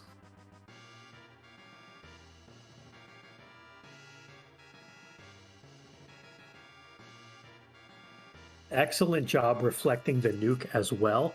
That's going to get him very close. I think this hit from Yang does it. There it is. CPU is down. Brilliantly executed fight from Penguin8r.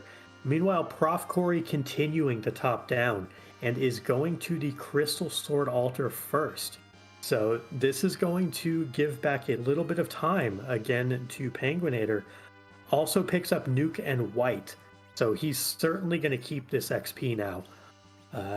Moving the Quack Kid into slot 2 so that the Quack Kid will act first. Going to be nuking and should be through this gauntlet fairly quickly.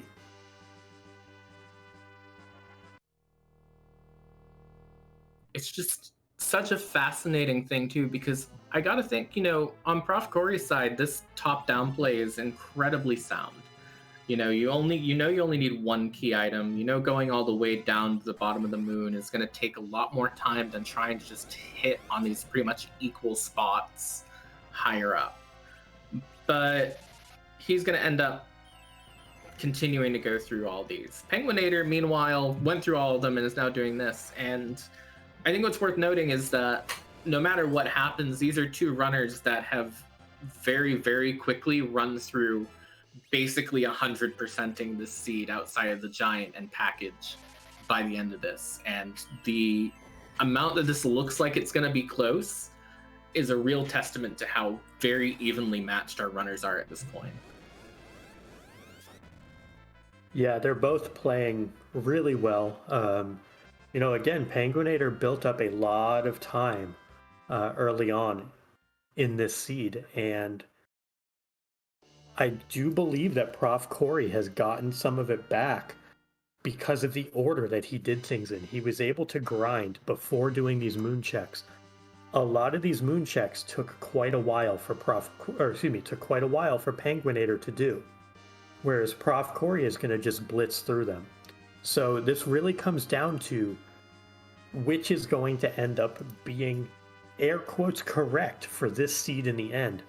Was it the Earth first to get to 10 key items to grind to do the moon, or was it to go to the moon first to do all those checks and then come back?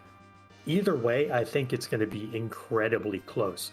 But kudos to both runners, and kudos again to profcory for making this really close, because early on it did look like Penguin8r was running away with it a little bit. Yeah, definitely is very, very efficiently closed the gap, and I think a lot of that is down to his very smart decision to grind when he did. After getting all that stuff out of there, he was able to do all these moon bosses with a much stronger party. Penguin8r sort of struggled a little bit on this Mylon Z fight the first time through, ended up taking a reset to it, so this amount of stability has really taken that back for profcory. And we're about to see the big decision point in a couple minutes here, because the absolute biggest moment, the biggest shoe left to drop right now is, does profcory save scum that tower key, or does he continue clearing the moon first? Yeah, I think that you do save scum it, because it represents two checks. It's not just the tower key, it's also keyless tower. And if you know your runner well enough, and profcory and Penguin8r at this point, they've played 2 games, and I'm sure they've scouted some others. They may know each other's tendencies. If neither one of them likes to do keyless tower, this would represent 2 checks for profcory, and he may very well just decide, I'm out, I'm going to do this. I don't think he invests the time in Golbez, to chat's point. So I think even if he sees Golbez in the room next door, I think he's out. I think he checks that tower key and gets to fade 1 extra moon boss that Penguin8r didn't. Yeah, and that 1 boss can make all the difference in this. We'll have the advantage of not doing that Golbez. We'll also have the advantage of not doing the CPU that Penguin8r did, and that could be all he ends up needing. But here's the save. Let's see where he goes. He's continuing forth on the moon. Cabin says he's doing more.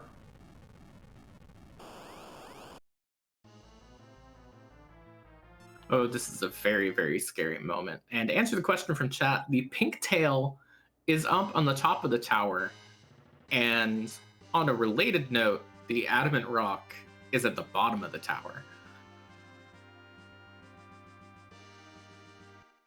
And we see profcory saying no to Golbez, going to go to the very bottom of the moon, into the lunar core itself, to take on the Ogopogo spot.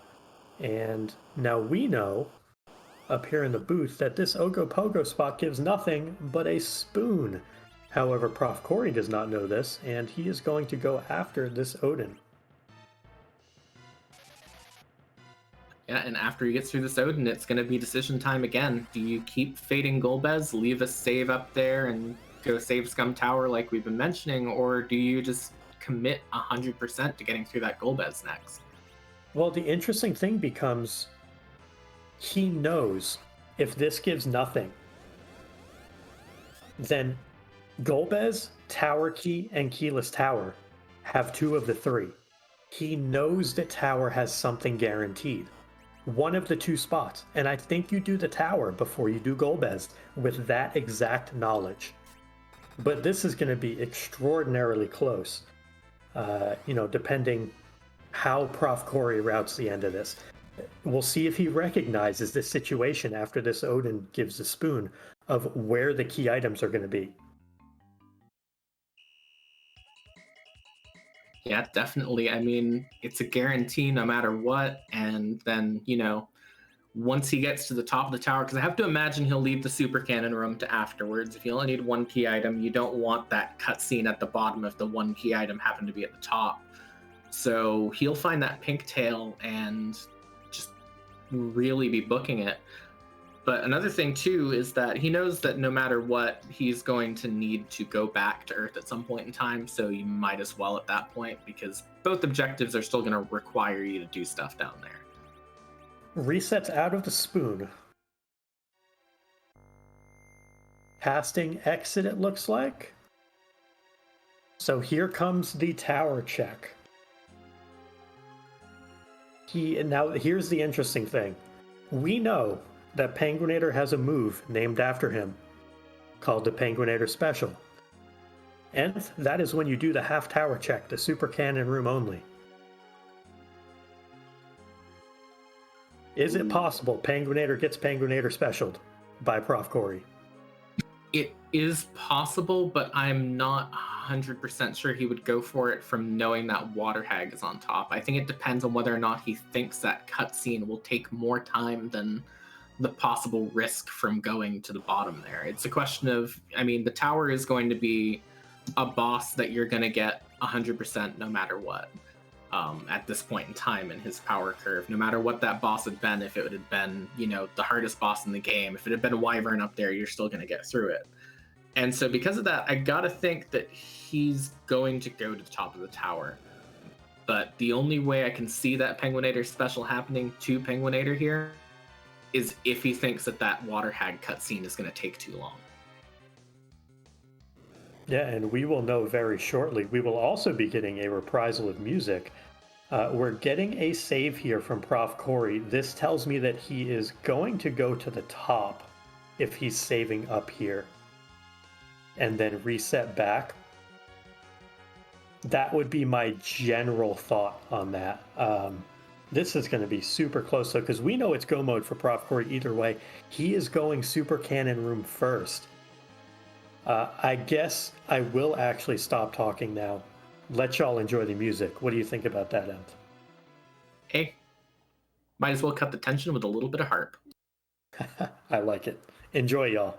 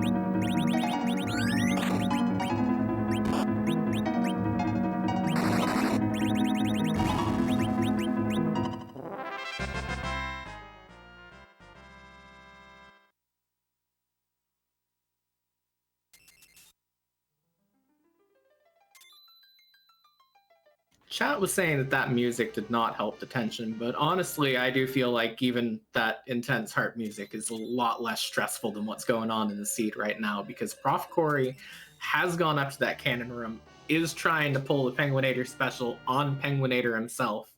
So we're going to see what happens here, because Penguin8r has his crystal, profcory's going to have his crystal really quick here. We're almost to the end. Yeah, profcory has to forge here. There's a little bit more in the way of cutscenes. Penguin8r is going to be closer because he's already in Troya. So Penguin8r is definitely ahead here. It's probably going to be somewhere between 60 and 75 seconds difference going into the Z fight. Penguin8r has to one-shot this to win. He cannot two-shot this. But he is looking like he's going full reflect. He has Yang in the second slot, Rosa in the third slot. So we're going to get a Star Veil from Yang, a White Cast from Rosa, and then a couple of nukes. And that's going to be how Penguin8r is going to order this. So Penguin8r definitely ahead, but it's still super close. And I think I only saw Penguin8r go to battle speed 2 for reflect strats instead of the more traditional battle speed 3.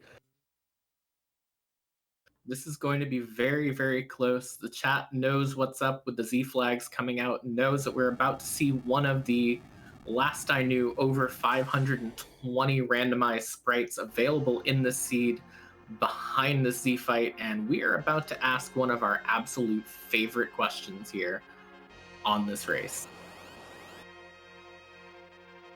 Well, without further ado, I believe that question is, whose rump are we gonna dump? And the secondary question for this tournament as well, of course, is it cute?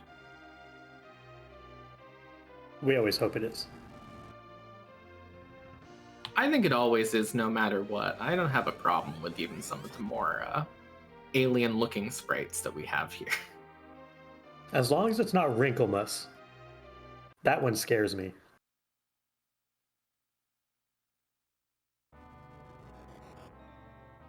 Wrinklemus is very much like what happens when sweet potatoes attack, but it looks like we are instead going to have Lobstermus here.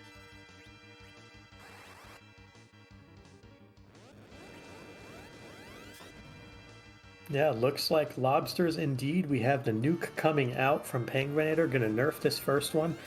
Only 6k from the kid, and Fusoya eating the counter nuke. Fusoya living by 56 health. That is very good for Penguin8r, because that would have put a huge dent in his reflect strategy.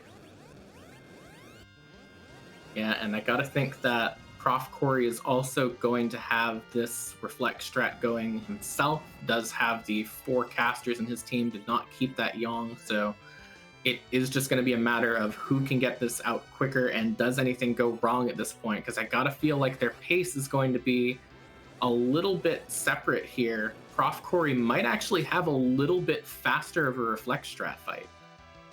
Yeah, I think Profcory's will be faster, but his party order is actually a little bit off. With that Palom in slot 3, this nuke may be too early. And there it is, it's too early, so he misses out on this nuke. That is why it can be super helpful to have a white caster in that 3rd slot. Hopefully that does not cost him too much. Meanwhile, we see Penguin8r deep in the throes of this Z fight, and that is terrible for profcory. Quack Kid gets the counter nuke for 2300 damage. That is really, really unfortunate. Yeah, that was just very, very unfortunate timing there. You know, the 2300, had that landed on anyone else aside from maybe Porum, they would have lived. Obviously, the Fu would have just reflected it. Both Rosa and Sid have enough help. So that was, you know, you had about a 40% chance of that killing someone, and it did knock Palom over there. And meanwhile, things are looking pretty stable over on Penguin8r's sides, but anything can happen at this point. Yeah, we have the shake for the second big bang on Penguin8r's side. He's making sure to get some Cure 2s out on the Quack Kid there.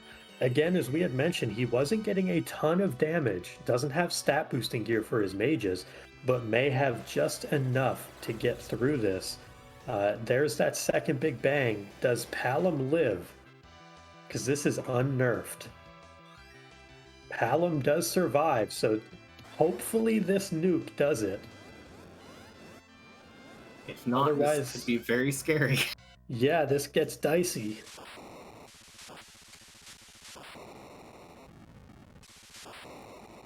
There it is, though. That nuke from Palom finishes it off. Penguin8r going to be advancing to the round of 8. What a race between Penguin8r and profcory.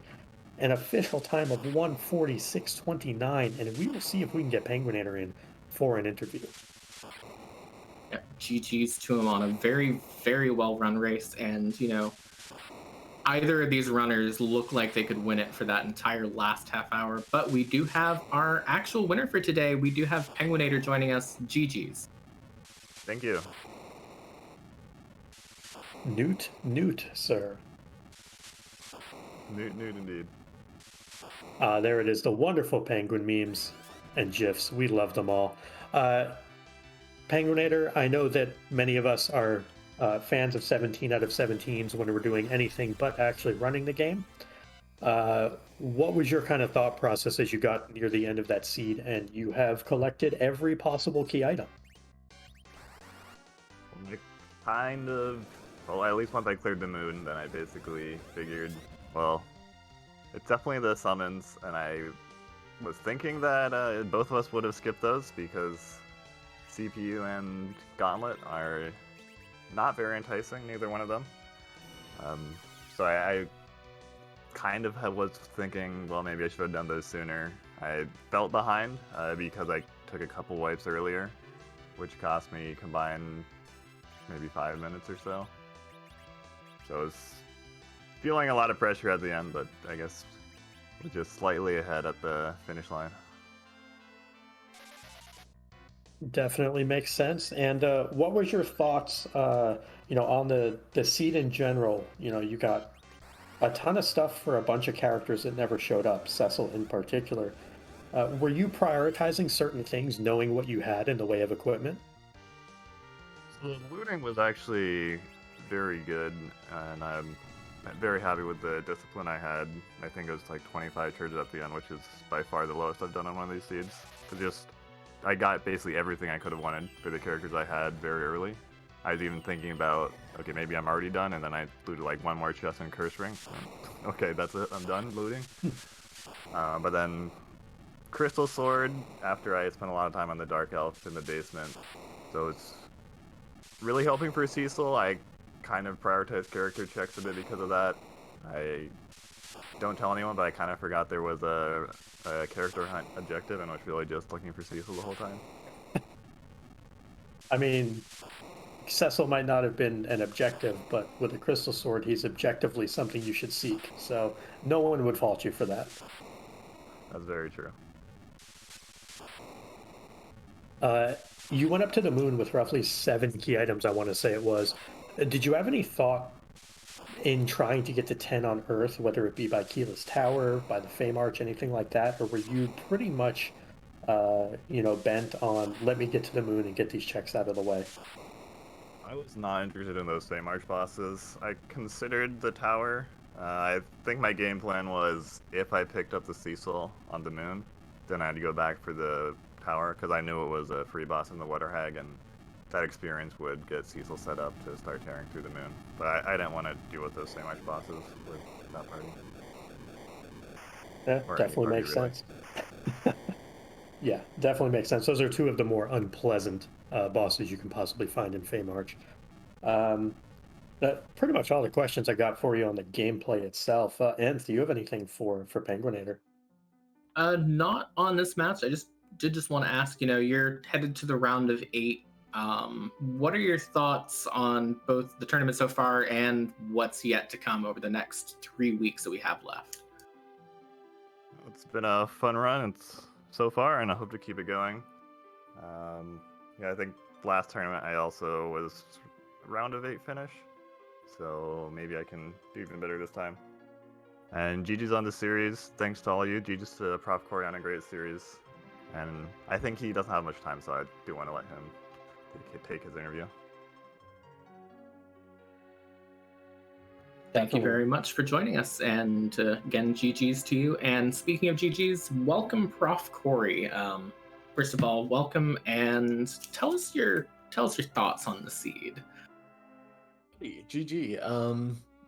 It was. I think it's kind of what I was hoping for in a way, in the sense that after the second game, I said I just wanted like one more different kind of seed, and I think that's how it sorted out. The 3 games each were very different, had very different feel, different challenges. The first one was the super rush, fast seed. You finish about an hour 20. Second one, you're like looking for 1 key item on the moon. Third one was, we saw this one. This required a lot more looking around. Also very different each seed in terms of like the options available to you in terms of the characters and or sort of tricks you can bust out. So I'm happy that we got the full experience, I guess, out of this flag set. As far as the specific stuff in the seed, the D-Lunars in the back attack spot definitely was what got me feeling stressed early on. And it's maybe not just because of the time loss, but because of how it made me feel nervous later and made me feel like I had to rush and take risks. Those wipes on the D-Lunars, I think, were really what did me in, because if I was feeling really good up to that point, and then after those, and then after I did Zot before Baron, and Zot had nothing, and then Baron had a Foo. I was like, he probably did that the other way around, or he very much could have done it the other way around, and he would have had a better character. Just adding all those things up, felt behind, which is what led me to do things like, I got a rat tail on the moon, just gonna run back and check that. Like, I'm gonna skip the tower. If I had done the tower before I went to the moon, I would have been a very, very fast seed.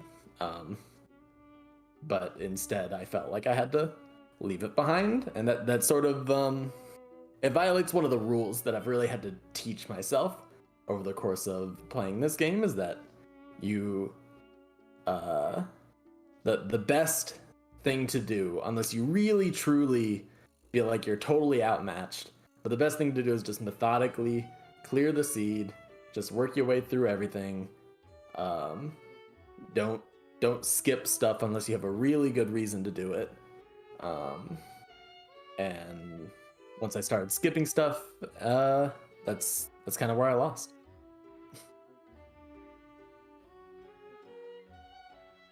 Yeah, honestly, watching that, every single move you made sense. Just ended up not being the right move at that point in time for the seed, and it is unfortunate when that happens.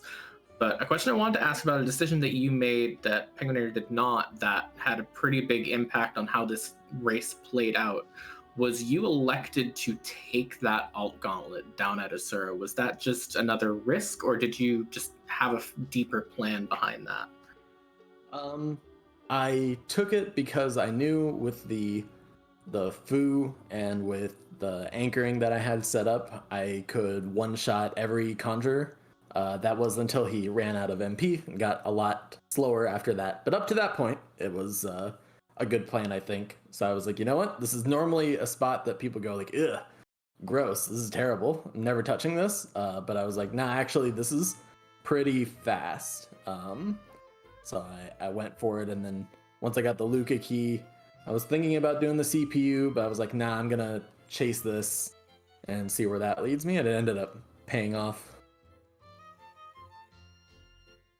Definitely makes sense. And we know that you have stuff you have to go take care of, so we will let you go ahead and do that.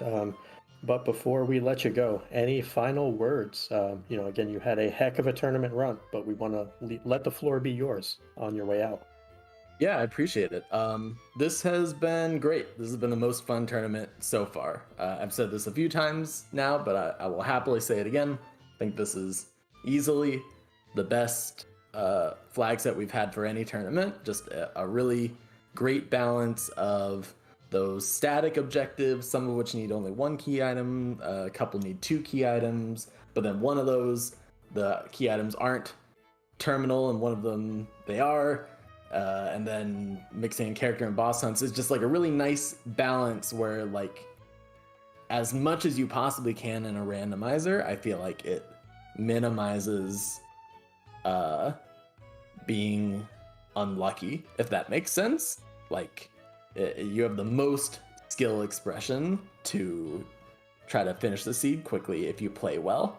And then furthermore, the bracket flags were great because they really, I think, make you into a better runner. Like, you start to pull off stuff and get through things with less and less and less. And then you look back on the list flags and you're like, wow, I didn't need all that stuff at all. Those rune rings and the dwarf axe and the better loot and being able to sell things for money.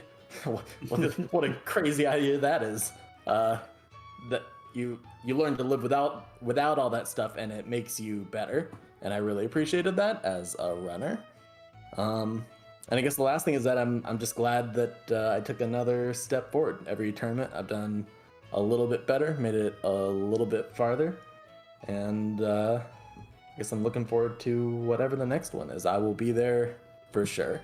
Thanks so much to you guys. Thanks so much to the Restream team and the admins. You all are amazing. I think that's all I got. Thanks, folks. Excellent. Well, GG's again, Prof. Corey. Heck of a run to get this far in the tournament. I know that you were top 32 in Zima Zone 3, top 16 here in the Lali-Ho League, so we're looking forward to that top 8 in the next one. But GG's, and we will let you get headed off for the day. Thanks. And with that, this concludes the round of 16. Before we send y'all anywhere, though, because rest assured, we will be sending you somewhere. Huge shout outs again to our runners, in particular, Penguin8r and Prof. Corey, putting on one heck of a show. One of the best races of the best rounds of tournaments that I can remember. But as far as my co-commentator, and it's been a blast doing this with you, Niabari for the Restream, Taco Bowl, heck of a job on your first job tracking. Kudos to everyone. Kudos to the admins. It's been a blast. And take us away, buddy. Yep, again, GG's to both of our runners, and thank you all for watching tonight. We are going to send you over on a quick raid over to one of the wonderful members of our community, Lady19. No spoilers on this race, please, when you get over there, just in case she plans on watching it later. But we'll be here to see you next week for the round of 8, which is just going to get even more intense from here. And for all of us here, thank you for watching and have a nice afternoon.